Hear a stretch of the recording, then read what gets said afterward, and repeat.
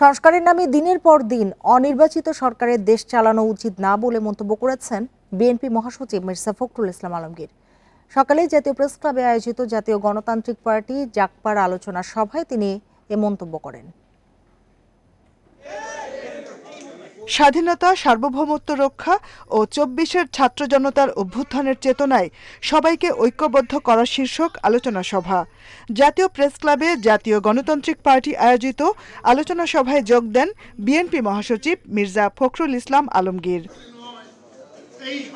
BNP মহাসচিব বলেন, ক্ষমতায় যাওয়ার জন্য বিএনপি দ্রুত নির্বাচন চায়, এ ধারণা ভুল। নির্বাচন দিলে দেশে অস্থিরতা ও সংকট কেটে যাবে বলেও মন্তব্য করেন বিএনপি মহাসচিব। আমরা সংস্কার চাই, আমরা সংস্কার সবচেয়ে বেশি চাই। একই সঙ্গে আমরা এটাও চাই যে দীর্ঘকাল অনির্বাচিত সরকারের হাতে ক্ষমতা থাকা উচিত নয়। ভোটার হওয়ার বয়স ১৭ বছর করা প্রসঙ্গে প্রধান উপদেষ্টার বক্তব্যের সঙ্গে একমত নন বিএনপি মহাসচিব। তিনি বলেন, এটি করা হলে নির্বাচন আয়োজনে আরও দেরি হবে। নতুন একটি প্রস্তাব দিয়েছেন, সে প্রস্তাব হচ্ছে ১৭ বছর হবে আপনার ভোটার হওয়ার জন্য আপনার ন্যূনতম বয়স। এখন তাহলে কি করতে হবে? আবার নতুন করে আপনার ভোটার তালিকা তৈরি করতে হবে। এটা করতে গিয়ে তাহলে আরো সময় যাবে। মানুষের একটা ধারণা তৈরি হচ্ছে, আমার না কিন্তু ধারণা তৈরি হচ্ছে যে এই সরকার ইচ্ছাকৃতভাবে নির্বাচন প্রক্রিয়াকে বিলম্বিত করছে। উপদেষ্টারা জনজীবনে স্বস্তি আনার উদ্যোগ নিচ্ছেন না অভিযোগ করে মির্জা ফখরুল বলেন, তারা রাজনীতিতে জড়িয়ে পড়ছেন, রাজনৈতিক দলগুলোকে নিয়ে বিরূপ মন্তব্য করছেন। এমনকি রাজনৈতিক দলগুলোর প্রতি পর্যন্ত। Jahanara Parvin, independent news, Dhaka. বিগত আওয়ামী লীগ সরকারের গুরুত্বপূর্ণ নথি চাওয়ার পরেই পরিকল্পিতভাবে সচিবালয়ে আগুন দেওয়া হয়েছে বলে অভিযোগ বিএনপি নেতা রুহুল কবির রিজভীর। সেখানে শেখ হাসিনার মুখ্য সচিবের অর্থ পাচারের নথি ছিল বলেও দাবি তার। সকালে রংপুরের মিঠাপুকুরে আগুন নেভাতে গিয়ে সচিবালয়ের সামনে ট্রাক চাপায় নিহত ফায়ার ফাইটার নয়নের স্বজনদের সঙ্গে দেখা করে এসব কথা বলেন তিনি। জানান, দেশ স্বৈরাচার মুক্ত হলেও তাদের দোসররা রাষ্ট্রের গুরুত্বপূর্ণ দপ্তরে এখনও গা ঢাকা দিয়ে আছে। শেখ হাসিনার অর্থ পাচার ও বিভিন্ন প্রকল্পের অর্থ লোপাটের নথিপত্র ধ্বংস করতেই এ আগুন লাগানো হয়েছে বলে দাবি তার। আর এসব ষড়যন্ত্রের কারণেই নয়নের মতো ত্যাগী ও নিরীহদের জীবন যাচ্ছে বলেও জানান রুহুল কবির রিজভী।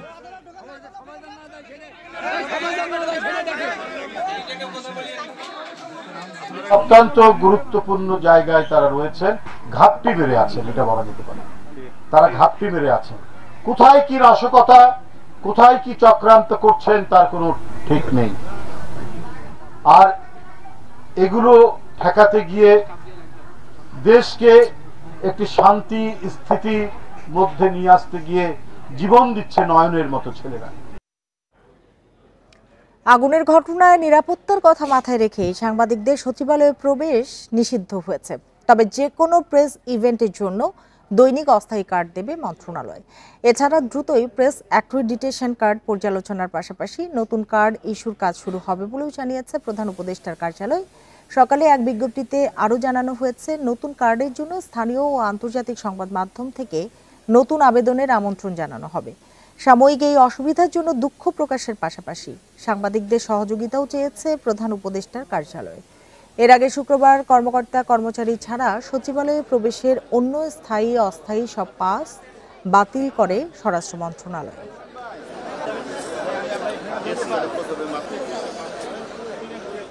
জুলাই গণহত্যার বিচারে কোনো গাফিলতি হচ্ছে না বলে জানিয়েছেন আইন উপদেষ্টা আসিফ নজরুল। সকালে রাজধানীর কৃষিবিদ ইনস্টিটিউটে ঐক্য সংস্কার নির্বাচন নিয়ে জাতীয় সংলাপে কথা বলেন তিনি। আসিফ নজরুল বলেন, গণহত্যার বিচার নিয়ে যাতে কেউ প্রশ্ন তুলতে না পারে সে লক্ষ্যে যৌক্তিকতা বজায় রেখেই বিচার কাজ সম্পন্ন করা হবে। পরে এক প্রশ্নের জবাবে তিনি বলেন, সারা দেশে দায়ের হওয়া গায়েবী মামলার আনুমানিক সংখ্যা নির্ধারণের কাজ চলছে। আইন মন্ত্রণালয় এখন পর্যন্ত ৫১টি জেলা থেকে গায়েবী মামলার আনুমানিক হিসাব পেয়েছে। আরও ১৩ জেলা থেকে তথ্যের জন্য অপেক্ষা করা হচ্ছে।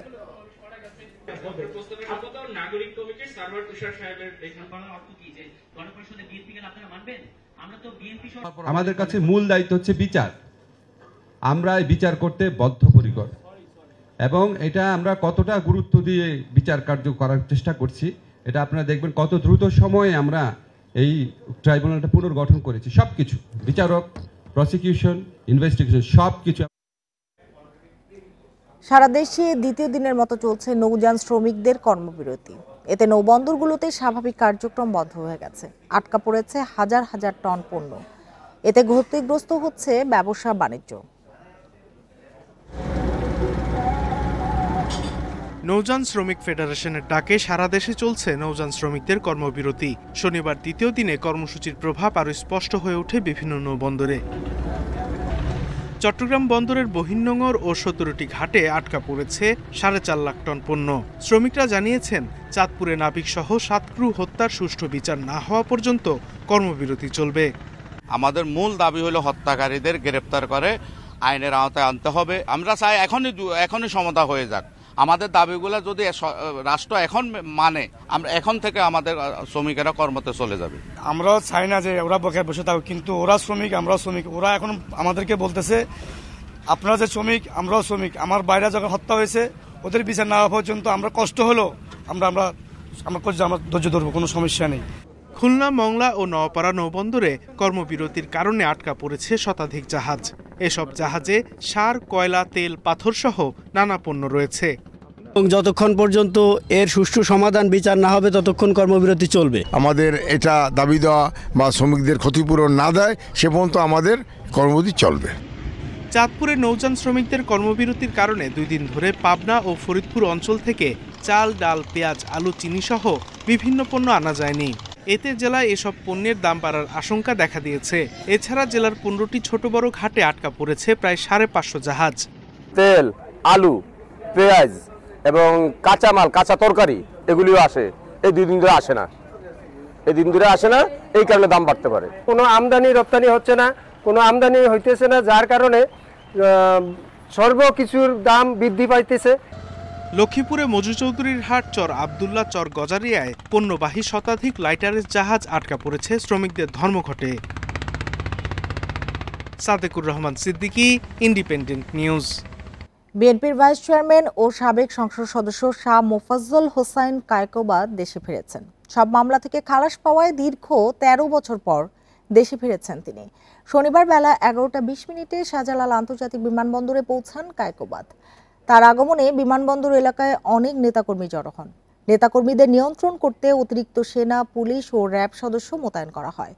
পরে নেতাকর্মীদের সাথে নিয়ে বিএনপির প্রতিষ্ঠাতা সাবেক রাষ্ট্রপতি জিয়াউর রহমানের সমাধিতে গিয়ে শ্রদ্ধা জানান তিনি।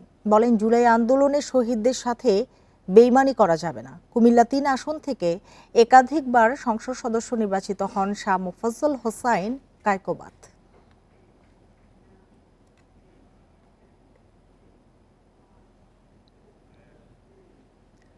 দেউলিয়া হওয়ার পথে থাকা 10টি ব্যাংক ঘুরে দাঁড়াতে শুরু করেছে বলে জানিয়েছেন বাংলাদেশ ব্যাংকের গভর্নর আহসান এইচ মনসুর। শনিবার টাঙ্গাইলের ঘাটাইলে সাংবাদিকদের তিনি জানান, বৈদেশিক মুদ্রার রিজার্ভ $20 বিলিয়ন ছাড়িয়েছে। গভর্নর আরও বলেন, 5 মাসে দেশের রেমিটেন্স প্রবাহে 2 অঙ্কের প্রবৃদ্ধি হয়েছে। প্রথম দিকে যে 10টি ব্যাংক দেউলিয়া হওয়ার শঙ্কায় ছিল, সেগুলো ঘুরে দাঁড়াচ্ছে বলে জানান আহসান এইচ মনসুর। তার মতে এসব ব্যাংক পড়ে যাওয়ার শঙ্কা কেটে গেছে। সব মিলিয়ে ইসলামী ব্যাংক এখনও শীর্ষে অবস্থান করছে জানিয়ে গভর্নর বলেন, ব্যাংকটি আন্তর্জাতিক মানে পৌঁছানোর পথে রয়েছে। একেবারে যেটা IMF এর ডেফিনিশন অনুযায়ী সবচেয়ে কম লেভেলটাকে ধরা হয়, সেটা লেভেলটা এখন 20 থেকে 21-এর মধ্যে আছে। অনেকগুলো ব্যাংকই দেউলিয়ার পথের দিকেই যাচ্ছিল, এখন আবার তাদের মধ্যে অনেকগুলো ঘুরে দাঁড়াচ্ছে। যেমন ইসলামী ব্যাংক ঘুরে দাঁড়িয়ে গেছে অলরেডি। তো এটা তো কি বলবো, একটা ডায়নামিক সিচুয়েশন। দেশের ব্যাংক খাতে দুর্দশার জন্য ব্যাংক পরিচালক, কর্মকর্তাদের পাশাপাশি বাংলাদেশ ব্যাংকও সমানভাবে দায়ী বলে মন্তব্য করেছেন FBCCI এর সাবেক সভাপতি আব্দুল আওয়াল মিন্টু। দুপুরে চট্টগ্রামের আগ্রাবাদে ন্যাশনাল ব্যাংকের রিজিওনাল বিজনেস কনফারেন্সে যোগ দিয়ে তিনি এই মন্তব্য করেন। মিন্টু অভিযোগ করেন, অতীতে বাংলাদেশ ব্যাংক যথাযথ দায়িত্ব পালন না করার কারণেই এখন ব্যাংকগুলোর বেহাল অবস্থা। তারল্য সংকটে হিমশিম খাচ্ছে অনেক ব্যাংক। এ সময় LC খোলার হার বাড়ানোর পাশাপাশি ব্যাংকের আয় বাড়ানোর নানা পরামর্শ দেন আব্দুল আওয়াল মিন্টু। ন্যাশনাল ব্যাংক পরিচালনা পরিষদের সদস্য সহ চট্টগ্রামের বিভিন্ন শাখার ঊর্ধ্বতন কর্মকর্তারা এ অনুষ্ঠানে অংশ নেন। আজকে ব্যাংকের যে দুর্দশা, শুধু ন্যাশনাল ব্যাংক না, আরো ব্যাংকের কথা বলতেছি, এই দুর্দশার জন্য যত না আমাদের ডাইরেক্টররা দায়ী, যত না ম্যানেজাররা দায়ী, সবাই কিন্তু দায়ী। কেউ কিন্তু যে দায়ী না তা না, বাংলাদেশ ব্যাংক অতটুকুই দায়ী। এক বছরে অভিবাসন কমেছে 30.8%, তবে এবছর রেমিটেন্স বাড়বে 33%। ব্যাংকগুলোর উপর অভিবাসীদের আস্থা ফিরে আসাই এর কারণ বলছে অভিবাসীদের নিয়ে কাজ করা সংগঠন রামরু। শনিবার জাতীয় প্রেস ক্লাবে আন্তর্জাতিক শ্রম অভিবাসনের গতি ও প্রকৃতি 2024 বিষয়ক গবেষণা প্রতিবেদনে এসব তথ্য তুলে ধরে সংগঠনটি।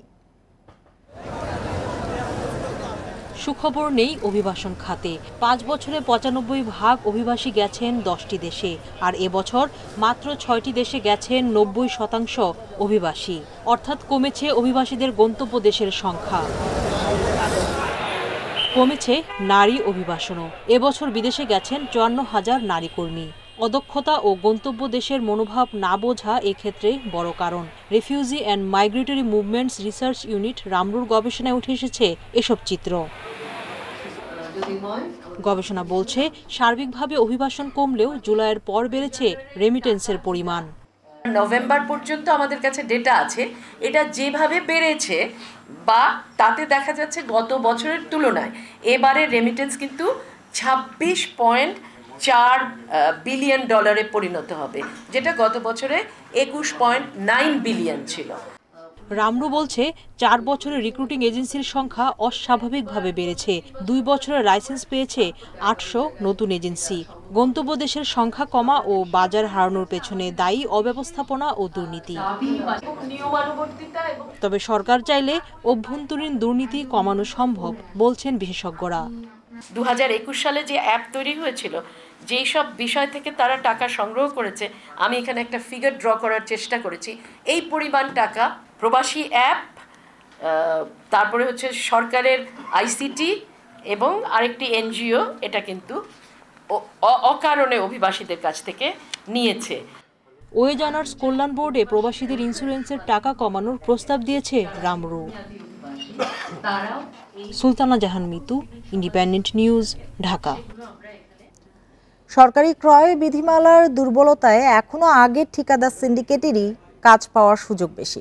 সেই সঙ্গে প্রতিযোগিতা কম থাকায় প্রকল্পে থাকছে অতিরিক্ত ব্যয়ের ঝুঁকিও।